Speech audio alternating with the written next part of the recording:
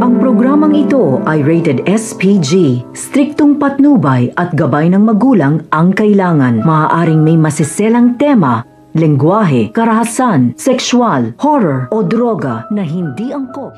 Masaya nga at tagumpay nga nagawa nga nito ni Annalyn ang isang Christmas party para sa mga tinutulungan nga nito ni Lolo Pepe ng mga bata.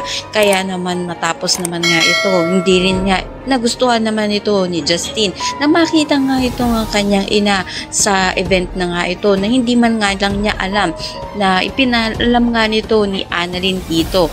Kaya naman sinabi nga nito ni Giselle na aalis na lang siya upang hindi na nga masira pa ang araw nga nito. Subalit nang papaalis na nga itong si Giselle kasama nga itong si Lynette ay pinigilan niya nga ito, tinawag niya nga ito. Malaking posibilidad nga kaya na ito na nga kaya ang umpisa nito ni Justin upang sa gayon nga bigyan ng pagkakataon itong si Giselle na mapatawad nga niya at muli nga sila magkasama na. Sa muli nga kayang pagkikita nga nito ni Justin at si Giselle ang magkasundo na nga kaya sila at mapatawad na nga ng tuluyan nga nito ni Justin itong kanyang ina.